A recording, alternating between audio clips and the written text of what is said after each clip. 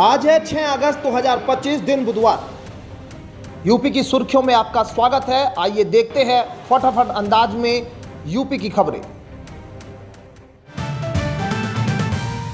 उत्तर प्रदेश में ग्रामीणों के लिए खुशखबरी है। अब आधार कार्ड बनवाने के लिए, अपडेट कराने के लिए शहरों के चक्कर नहीं लगाने पड़ेंगे। भारतीय विशिष्ट पहचान प्राधिकरण ने राज्य सरकार को पंचायत सचिवालयों में आधार सेवा शुरू करने की अनुमति दे दी है। पहले चरण में 2500 ग्राम पंचायतों में यह सुविधा शुरू की जाएगी। 11 अगस्त से पंचायत सहायकों को परीक्षण दिया जाएगा। ये सेवाएं तय शुल्क पर दी जाएगी और पंचायत सहायकों को प्रोत्साहन राशि भी मिलेगी। आगे चलकर सभी 57,691 पंचायतों में यह सुविधा लागू होगी। उत्तर प्रदेश पुलिस में तैनात सीओ अनुज चौधरी को एडिशनल एसपी पद पर प्रमोशन मिलने जा रहा है। 2012 बैच के पीपीएस अधिकारी अनुज जल्द ही औपचारिक आदेश के बाद यह रैंक हासिल करेंगे। वे खेल कोटे से प्रमोट होने वाले पहले अधिकारी होंगे। अनुज अंतर्राष्ट्रीय पहलवान रहे हैं। 2010 कॉमनवेल्थ में रजत पदक जीत चुके हैं। बेबाक बयानों के लिए चर्चित अनुज संभल हिंसा और होली जुमा विवाद में अपने सख्त रुख के लिए सुर्खियों में रहे। 12 साल की सेवा पूरी करने वाले इस बैच में वे अकेले अधिकारी हैं। मुख्यमंत्री योगी आदित्यनाथ 6 अगस्त को बरेली दौरे पर रहेंगे। बरेली कॉलेज मैदान में विकास कार्यों का शिलान्यास और लोकार्पण करेंगे। इस दौरान रोजगार मेला भी लगेगा, जिसमें 100 कंपनियां भाग लेगी और 6000 युवाओं को नौकरी मिलेगी। सीएम 292 मेधावी छात्रों को टेबलेट भी वितरित करेंगे। नगर निगम के 5 कार्यों का लोकार्पण व शिलान्यास होगा, जिसमें सीएम ग्रिड योजना भी शामिल है। कार्यक्रम से पहले प्रभारी मंत्री जेपीएस राठौर और वित्त मंत्री सुरेश खन्ना भी बरेली पहुंचेंगे। युवाओं और ग्रामीणों के लिए यह कार्यक्रम रोजगार और सुविधाओं की बड़ी सौगात है।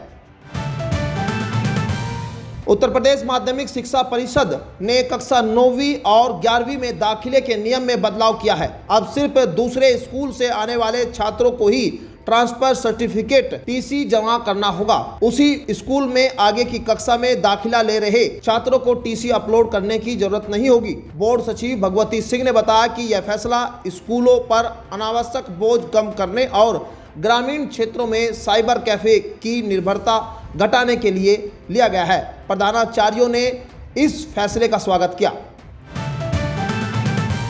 उत्तर प्रदेश में आर्थिक अपराधों की जांच अब और तेज होगी। डीजीपी राजीव कृष्ण ने लखनऊ में case management system CMS software launch किया है, जिससे जांच अधिकारी सीधे पोर्टल पर जानकारी अपलोड कर सकेंगे। इससे पत्राचार में लगने वाला समय बचेगा और निगरानी आसान होगी। साइबर अपराधों के बढ़ते मामलों के बीच आर्थिक अपराधों पर नियंत्रण की जरूरत पड़ी है। डीजीपी ने लोगों से निवेश से पहले पूरी जानकारी लेने की अपील की है। ईओडब्ल्यू की कार्यशाला में जागरूकता पुस्तिका व लघु फिल्म भी जारी की गई। ईओडब्ल्यू अब लोगों की पूंजी सुरक्षा के लिए तत्पर है। चित्रकूट को जल्द मिलेगा नया लिंक एक्सप्रेसवे, अगले महीने से शुरू होगा निर्माण। उत्तर प्रदेश सरकार चित्रकूट को बुंदेलखंड एक्सप्रेसवे से जोड़ने के लिए 15.17 किलोमीटर लंबा लिंक एक्सप्रेसवे बनाएगी, जिस पर 939.67 करोड़ रुपए खर्च होंगे। यूपीडा ने इसके लिए निविदाएं आमंत्रित की है और निर्माण कार्य अगले महीने शुरू होने की उम्मीद है। कवि तहसील के 13 गांव में 167 हेक्टेयर भूमि की जरूरत है, जिसमें से 150 हेक्टेयर भूमि खरीदी जा चुकी है। यह एक्सप्रेसवे भरतकूप से अहमदगंज तक बनेगा, जिससे चित्रकूट में पर्यटन को बढ़ावा मिलेगा और बुंदेलखंड क्षेत्र को बेहतर कनेक्टिविटी मिलेगी। परियोजना ईपीसी मोड में पूरी होगी। उत्तर प्रदेश राज्य सड़क परिवहन निगम ने रक्षाबंधन पर प्रयागराज परिक्षेत्र की 37 महिलाओं को संविदा परिचालक के रूप में नियुक्ति पत्र सौंपे। जीरो रोड प्रयाग और सिविल लाइन डिपो में नियुक्त इन महिलाओं ने रोजगार पाकर खुशी जताई और समर्पित सेवा का संकल्प लिया। चयन प्रक्रिया 85 आवेदकों में से 37 के अभिलेख सही पाए गए। 12वीं पास CCC धारक व विभिन्न परीक्षण प्राप्त महिलाएं चयनित हुई। क्षेत्रीय प्रबंधक रविंद्र कुमार ने नियुक्ति पत्र वितरित किए। यह पहल महिला सशक्तिकरण और लैंगिक समानता की दिशा में अहम कदम है।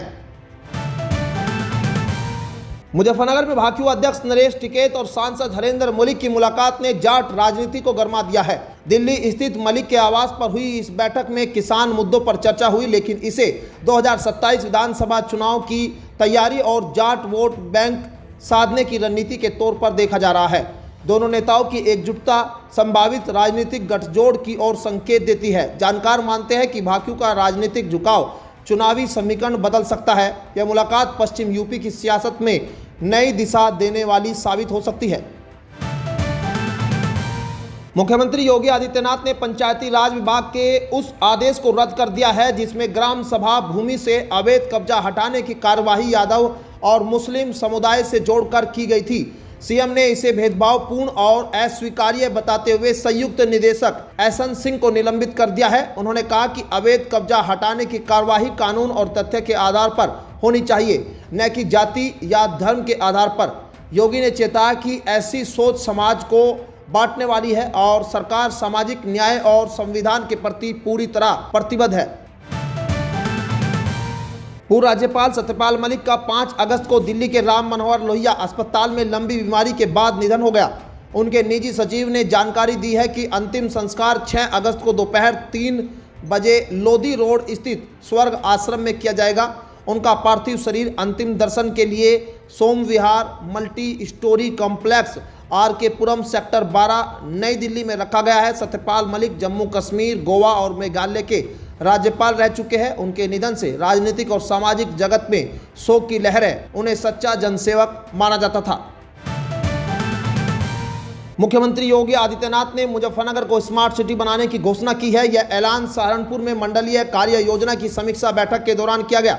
मंत्री कपिल देव अग्रवाल के प्रस्ताव को स्वीकारते हुए सीएम ने अधिकारियों को इंटीग्रेटेड डेवलपमेंट प्लान IDP तैयार करने के निर्देश दिए। प्रस्तावित योजनाओं में drainage, sewerage system, underground cabling, नया बस अड्डा, मल्टी केयर कॉम्प्लेक्स और सड़क चौड़ीकरण शामिल है।